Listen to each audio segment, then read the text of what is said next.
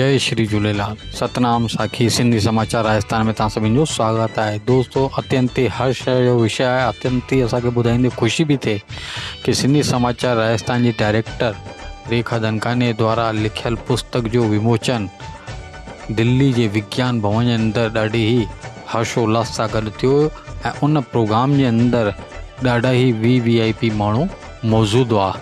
दोस्तों, इहा ॾाढी हिकिड़ी ख़ुशी की ॻाल्हि है कि सिंधी समाज जी एक महिला के द्वारा जी पुस्तक लिखियल वह एतरी ही न वॾी जगह ते विमोचन थियो ऐं एतिरो मान सम्मान मिलियो। ये सॼो असांजे सिंधी समाज लाइ करे हिकिड़ो ख़ुशी जो ऐं हिकिड़ो हर्ष जो विषय है।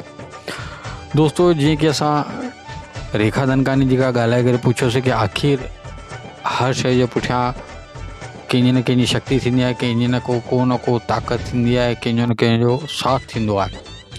त डॉक्टर रेखा धनकानीअ पंहिंजे मुखारबिन सां ॿुधाइनि कि जीअं उन्हनि पुस्तक लिखी त उन पुस्तक जे पुठियां कामयाबी जे पुठियां उन्हनि जे परिवार जो ॾाढो वॾो हथ आहे। चाहे उन्हनि जा ॿार हुजनि, चाहे उन्हनि जा हस्बैंड हुजनि, उन्हनि खे पूरो इन पुस्तक लिखण में कोऑपरेट कयो अथनि। पुस्तक विमोचन जा ऐतिहासिक पल दिल्ली के विज्ञान भवन जा कुछ वीडियोज़ असां तव्हांखे लगातार स्क्रीन ते ॾेखारूं पिया ऐं ॾाढी हीअ हर्ष जो विषय है, सिंधी समाज लाइ करे ख़ुशी जो विषय है, सॼे सिंधी समाज लाइ करे हिकिड़ो गर्व जो पल तो थे, गर्व जो विषय तो थे। तव्हांजे भी घर में अगर को प्रतिभावान माण्हू हुजे, चाहे लेडीज़ हुजे चाहे जेंट्स हुजे, तो पूरे परिवार जो हिकिड़ो जिम्मो तो ठहे कि उनके अॻियां वधण जो पूरो मौक़ो ॾियणो घुरिजे।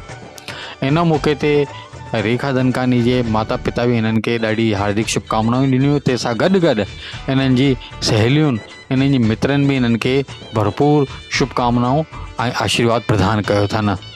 दोस्तों, रेखा धनकानीअ पंहिंजे मुखारबिंदु सां बार बार पंहिंजे परिवार की प्रशंसा कंदे हूंदे यही ॿुधाई कि मुंहिंजी कामयाबी के पुठियां मुंहिंजे परिवार जो ॾाढो वॾो हथ आहे। त हर इंसान सां गॾु अगर उन परिवार लगी तो वञे तो वो इंसान कामयाब थिए तो। तंहिंजे अलावा असां तव्हांखे ॿुधायूं कि जॾहिं दिल्ली के विज्ञान भवन में उन्हनि जी किताब जो विमोचन थियो तो उन्हनि बड़े मंच ते सभिनी जे अॻियां जय श्री झूलेलाल चई करे सिंधी समाज जो गौरव वधायनि ऐं मंच ते छा कुछ चयनि तो अचो वो असां तव्हांखे वीडियो के माध्यम सां ॿुधायूं था। कोई भी वृक्ष हो, कोई भी पेड़ हो, एक दिन में फल नहीं दे जाता। कब हम लिखते लिखते हमने रूपिक ढाली और आखिर क्या है?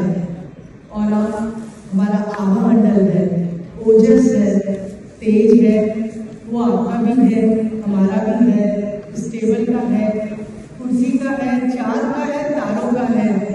पर ईश्वर ने हमें एक रिश्ता दी है, सोचने समझने की शक्ति, विवेक और बुद्धि। उसके आधार पर हम कितना भी विस्तृत और विशाल अपने आप को कर सकते हैं, क्योंकि हर इंसान जीवन में रोजमर्रा की चीजें, सफलता, रिश्ते, पैसा, इन्हीं के लिए ढूंढ रहा है।